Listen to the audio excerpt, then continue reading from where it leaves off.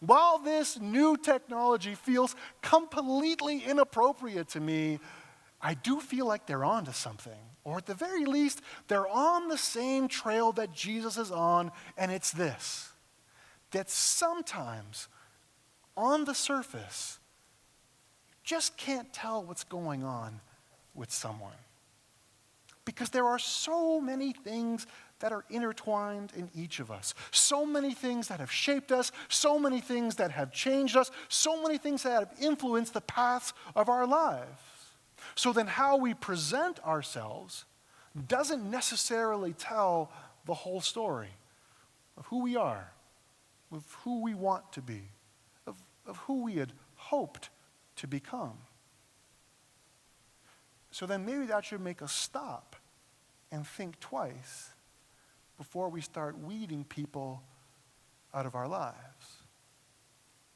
So perhaps at this juncture, the parable asks us a very pointed question. The question is this: are you planning on pulling up some weeds in the near future?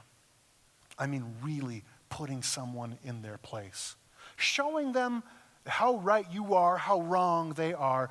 Pulling them apart in such a way that they're not going to soon forget it. Maybe you've even been thinking about it, like daydreaming. What you're going to do, where you're going to do it, how you're going to say it. Is that what's floating around in your heart? Or have you considered that there might be more than what's going on in the surface, that there might be more tangled up on the inside of that person who appears to be your enemy? Here's the thing, friends, that you are not a Walmart smart grocery cart. You don't have all the data. You are not streaming the vitals in real time. And maybe how you're experiencing someone who is coming against you might not be the total of who they are or the total of what is wound up or going on inside of them. And maybe, just maybe, Jesus suggests that if we go into that situation looking for blood just to weed people out, you know what's going to happen? We're going to end up doing more damage than good. Whatever might be good in there might get pulled up as you're pulling out the bad. So then what do we do with a parable like this, Jesus? Does this story encourage us to be passive, not really do anything? Is Jesus asking us just to be a doormat for whoever? And great, I get it. Evil will be dealt with in the end. But in the meantime, how do we coexist with evil?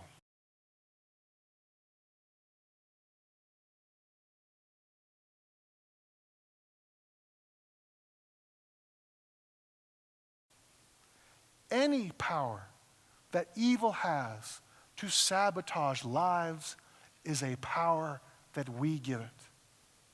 Without us, evil has no power in and of itself. If there is evil out there in the world, alive and well, it's because we've set it up. We keep it alive and well. If anything, maybe the evil one sets him up, and we are the ones who perform the sabotage, just like in the parable.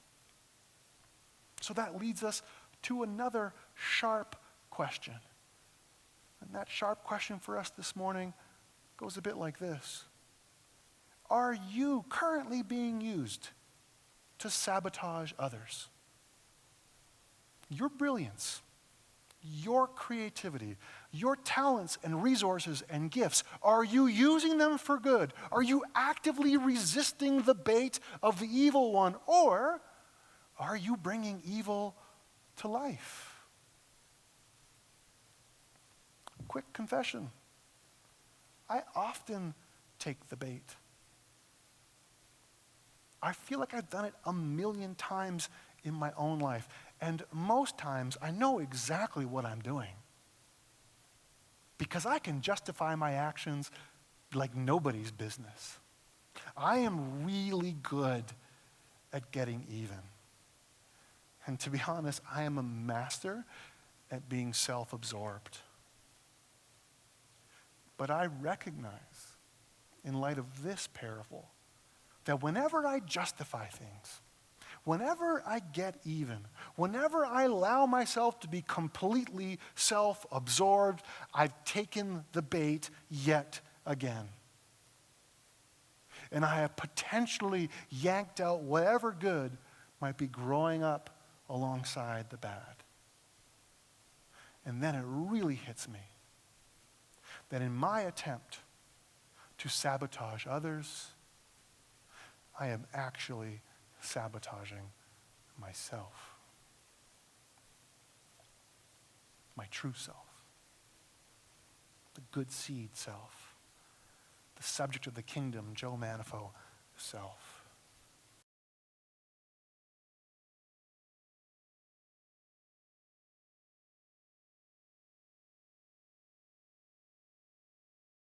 The key word, the key verb there is this verb let. In New Testament Greek, the word is aphesis, and it carries a double meaning. It can mean to send away, to let go, to permit, to let it be, or to dismiss. But the second meaning here, I think, is absolutely fabulous. Because if you take that word and you apply it to a subject around debts or trespasses or sins, it comes out in English as forgive. So then, Jesus listeners would have caught the Holy Spirit's exalted pun immediately. The malice, the evil, the sadness that is manifest in the real world and in the lives of real people is not to be dealt with by attacking or abolishing the things or persons in whom it dwells. Rather, it is to be dealt with only by an aphesis, a letting be that is a forgiveness, that is a suffering, that is even a permission, all rolled in to one. Now, does that mean that you allow yourself to be abused by your abusers? Does that mean that you allow yourself to be in close proximity of those who mean to harm you? No. Never, never, never, never. It's not permission for that. Instead, think of it like this. As a response, no matter how long it takes you or me to get there, our response as Christians to those who try and sabotage our lives is to forgive them. That is the active step that this parable calls us towards. To resist the bait to get even. To resist sabotaging them back, or to uproot the good that the Spirit is doing in them right now. Because that's the danger that's at play. Because if we go into sabotage, we're just doing what's been done to us. So instead, we forgive and we suffer alongside the suffering Christ. Remember the words of Jesus in his prayer. He says, "And forgive us our debts as we also have forgiven our debtors." I'm so glad you're here. You coming up to shake my hand? That's great. Yes, I love you. I love you too. Thank you very much for coming up here. That's really nice of you. How about this? You know what would be awesome? Let me finish, and you can tell me how great I am after the service is over.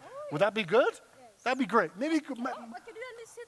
I think you can sit with my friend Kurt. See how handsome he is? He got that cool hat and nice sweater on here. Such a nice guy. Thanks. We'll chat later. I'm super popular, guys. This happens to me all the time. You have no idea. So, where were we again? Yeah, so forgive us our debts as we have been forgiven. It's the same word. Forgive us as we have been forgiven. That is to let go, to leave, to let it be, to suffer alongside.